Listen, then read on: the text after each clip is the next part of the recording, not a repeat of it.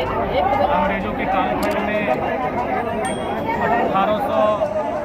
1881-91 1901 से लेकर 31 तक कभी एबोरिजिनल ट्राइब्स, कभी एबोरिजिन, कभी प्रिमिटिव ट्राइब्स के नाम से पूर्वी झारखंड के और 12 समुदायों के साथ सूचीबद्ध था।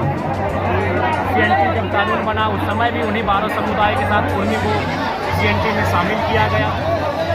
लेकिन अंग्रेज़ों ने जाते जाते पूरी दुनिया को, उद्योग जगत को ये बता दिया कि उद्योग को फलने फूलने के लिए, खनन इत्यादि के लिए कुर्मियों की ज़मीन सबसे उपयुक्त होगी और वह अगर शेड्यूल्ड होंगे, उनको अगर विशेष अधिकार दिया जाएगा, विशेष संरक्षण दिया जाएगा, तो ऐसी परिस्थिति में ज़मीनों का अधिग्रहण आसानी से नहीं होगा, काफ़ी कठिनाई होगी।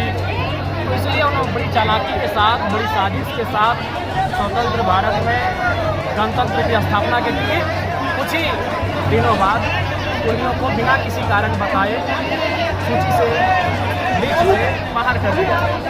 और उसके बाद से एक बहुत बड़ा साजिश हुआ, लगातार उनकी जमीनों को अधिग्रहण करने का, उनको हाशिए पे रखने का। तो समय समय पर ये आंदोलन चलता आया है। लेकिन चूँकि समय झारखंड अलग राज्य की लड़ाई हो रही थी और कुर्मी के साथ लगभग आधी हिस्सेदारी है, झारखंड अलग राज्य में आधी हिस्सेदारी रही। इसीलिए हम लोग झारखंड राज्य को बनाने में प्राथमिकता दिए कि पहले राज्य बनने दिया जाए, क्योंकि 2 आंदोलन साथ में नहीं हो सकते थे। इसलिए झारखंड राज्य बनने में प्राथमिकता दिया। निर्मल महतो सरीखे के हमें लगता है हजारों लोग जिन्होंने शहादत दिया झारखंड राज्य को बनने में, तो लिहाजा दोनों आंदोलन साथ नहीं हो सकता था। लेकिन हल्का फुल्का विचारों के साथ और झारखंड मुक्ति मोर्चा ने स्पष्ट कहा, कई अवसरों पर स्पष्ट कहा कि झारखंड के टोटल कुर्मी को करने के लिए उनकी सरकार आते ही केंद्र को प्रस्ताव भेजेगी और इसका प्रयास करेगी। रामदयाल सिंह मुंडा ने भी स्पष्ट कहा जनजातीय करना चाहिए। कोल्हान के बहुत बड़े नेता जा सकते हैं, नेपाल से मुंडा के समय समर्थन किया, सूचीबद्ध होना चाहिए।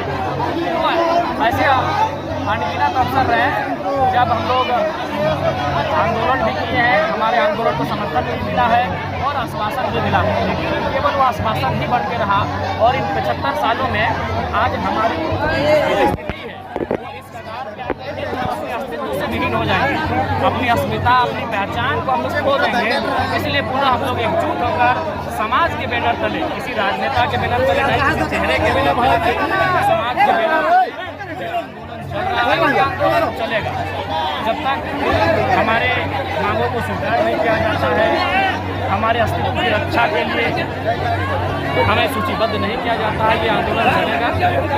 और मैं पुनः केंद्र सरकार, राज्य सरकार से दोनों का इसमें विषय होता है। राज्य सरकार प्रस्ताव देती है, रिपोर्ट तैयार करती है, फिर वो कैबिनेट में जाता है, संसद में आती है, राष्ट्रपति के पास पहुँचकर नियम बनते हैं।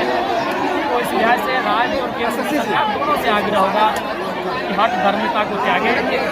झारखंड राज्य की बहुत बड़ी आबादी, क्योंकि जनगणना नहीं है इसलिए एग्जैक्ट कुछ नहीं होगा, लेकिन बहुत बड़ी आबादी जो आज विगत वर्षों से हाशिए पर है, उसे न्याय मिले।